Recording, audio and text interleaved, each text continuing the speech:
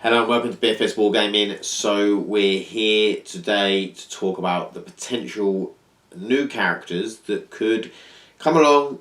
You know, I'm not saying in the next few months. It could be one of these could be in the next few months, maybe with Psychic Awakening, or it could be next year or the year after. These are just some potential characters that could come back to the tabletop or come to the tabletop.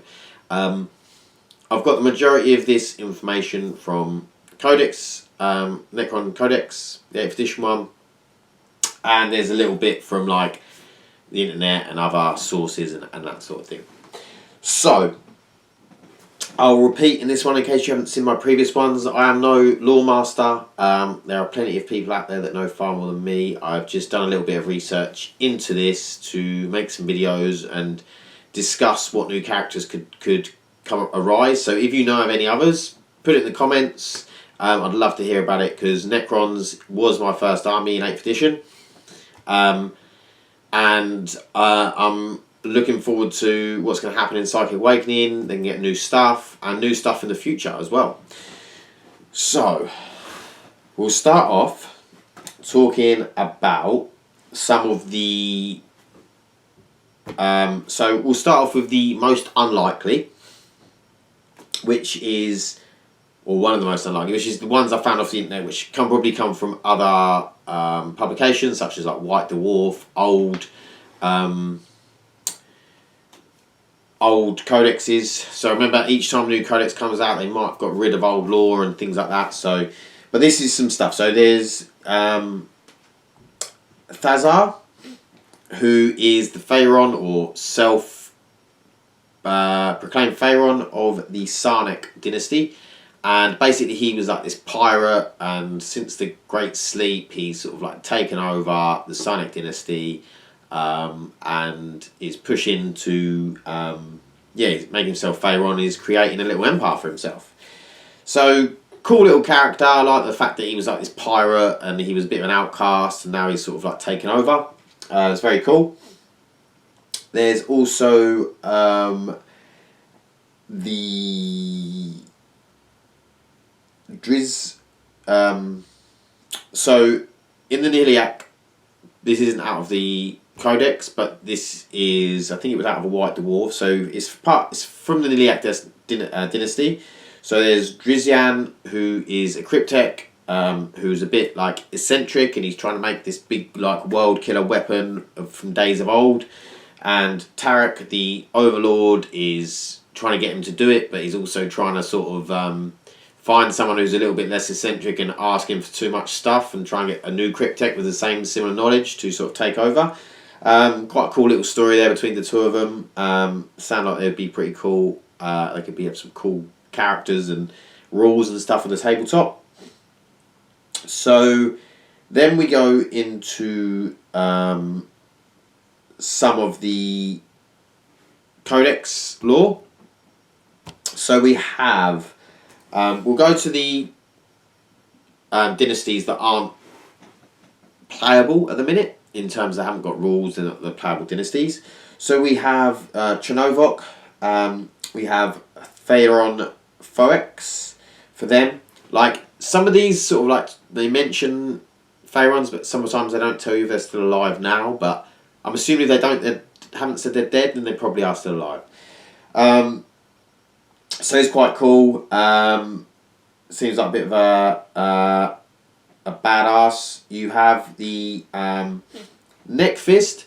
The Neckfist is a dynasty which is like, basically they felt like they got betrayed because the Pharaon, Oblis, who's the character that could come back, he was basically not doing as the Triarch wanted him to, and there was a massive Orc war, and it went to their empire, and the other dynasties didn't help. The Triarch said no because he hadn't been doing what they wanted.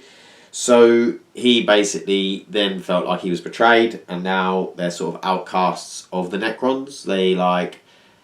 They're seen as like backstabbing savages. So quite a cool little story there. Could come to life. Then you have the Novok. Not Novok, because they are one of the Ogdobek. So they have the Pharaon Anatrosis, the Black Star. So they're pretty cool as well. They weren't very powerful. They weren't too powerful before the sleep, but they've sort of woken up with a real power in a really powerful position, because basically Anathrosis was really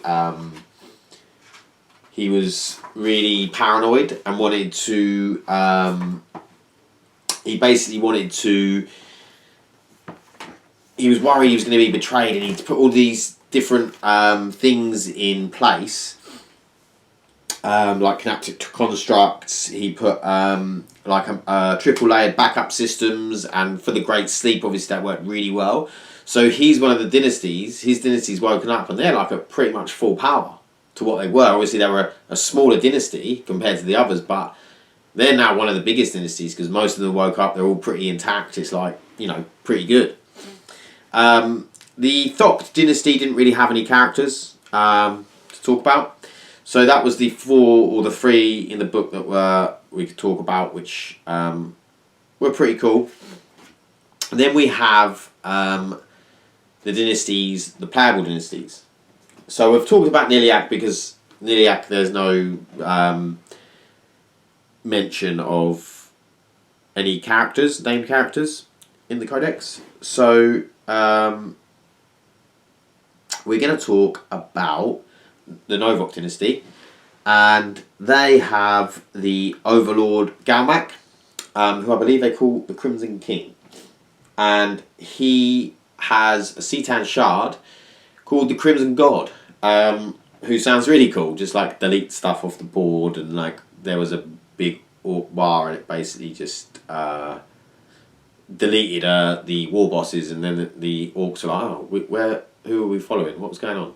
So sounds pretty cool. Would love to see it on the tabletop. I'd like to see all the Citan. I love the Citan shards. I love the lore behind them. I love the models, and I'd just like to see them have slightly better rules in combat. Maybe some sort of sweeping attack or something, and maybe a bit of a points drop.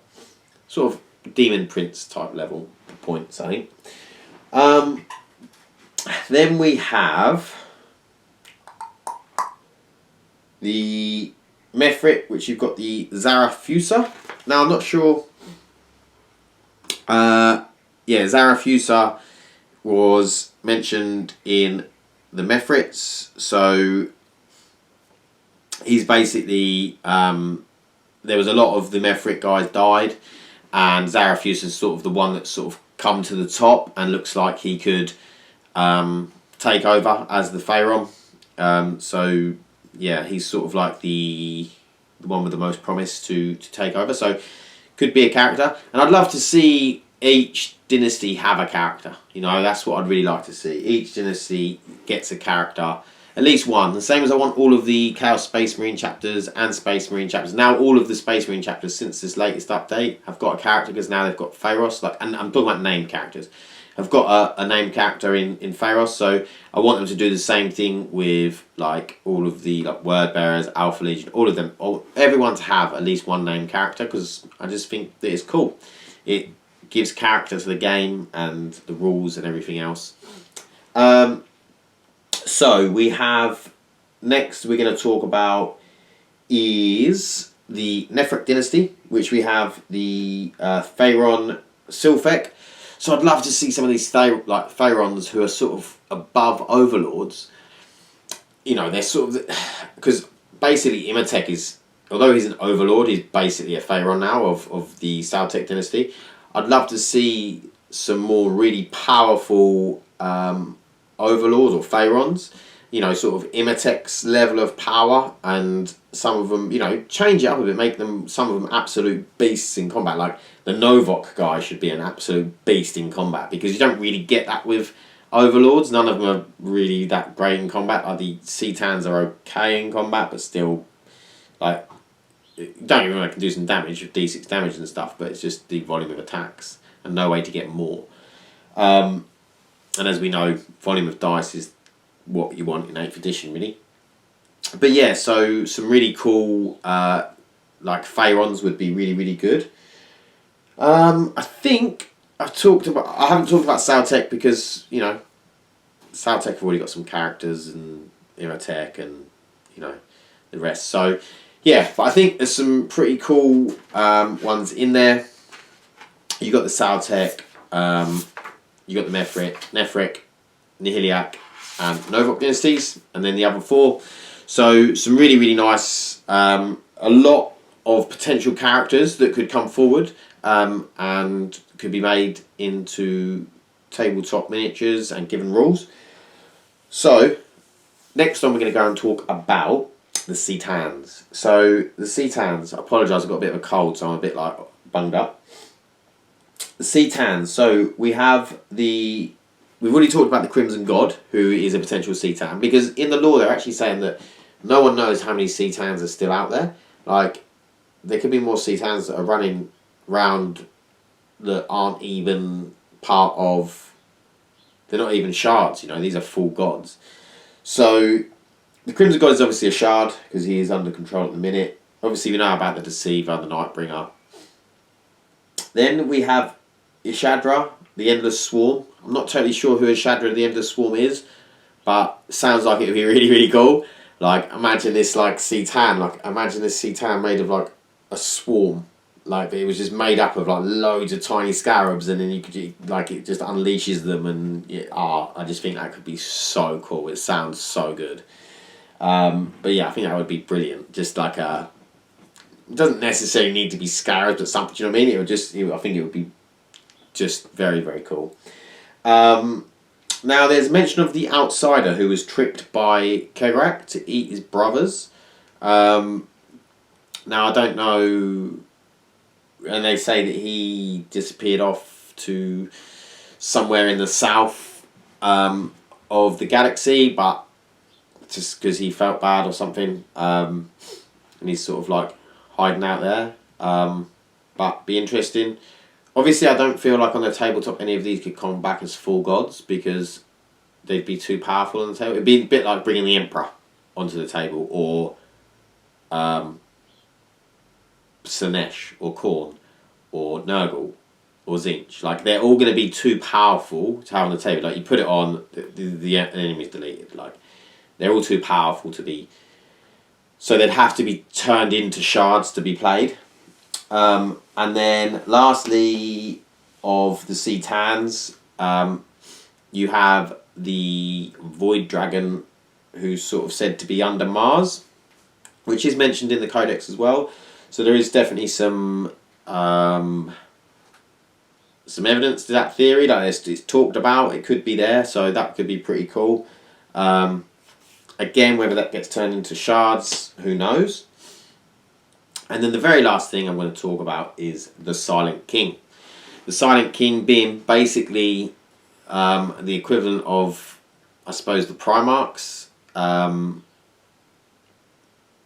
suppose, because the Thayrons are the equivalent of the Chapter Masters, and the Overlords are the Captains, and then you have the Silent King is basically a Primarch. So, or of that level, you know, a bit like Asdrubal Vect is for Drukhari. Silent King is the overall leader. So he's part of the Triarch. So there was 3 of them. The Silent King doesn't talk. He only talks to the Triarch, and then they talk to other people. Hence the Silent King, because he never talks. But basically, he left the galaxy, and on the way out, the Tyranids were coming in. So he actually turned round, and he has come back, and the Triarch, Praetorians and stuff have started gathering to him, and he started fighting the Tyranids because he feels like the Tyranids are the biggest threat. So he's really sort of taken that unto himself to really, you know, come down, kill a load of Tyranids that are fighting Tau, and then just leave. Like, he's not trying to get power, he's just trying to eradicate the Tyranids, from what I've read in the lore. Be really cool to have the Silent King back. Again, I don't think they need to do it yet. Like, let's bring out some of these other characters, maybe even another Cetan god. There's a lot of stuff you could bring out before we need the Silent King, but I'd like it to lead up to the Silent King. I'd love to have him on the table. The same as the Primarchs, you know. There's a lot of other characters we could bring out before Primarchs. Don't get me wrong, I feel like we need another Loyalist Primarch now, because you need to bring these out every so often. Keep, although they keep dangling the carrot, occasionally you've got to let us actually, get a bit. So that should, because otherwise we get bored. So hopefully we're going to see some sort of big character this year, whether that is a Primarch, whether that is a Silent King or a Vect or whatever it is. Hopefully we see a big character released this year. I'd love that. Or part of the Psychic Awakening. So that is all I've got for you on the Necrons and potential characters. Hope you enjoyed the video. Please let me know if I've missed anyone, or if there's anyone you can think of, or let me know who you think is most likely to be released for the Necrons next. And who would you prefer? Like, is there a certain dynasty that you'd prefer the Pharaon to be released for? Have you painted up as a certain dynasty, or you play as a certain dynasty? Anyway, thanks for watching. Please like and subscribe if you enjoyed it, and I'll see you in the next one. Thanks. Bye.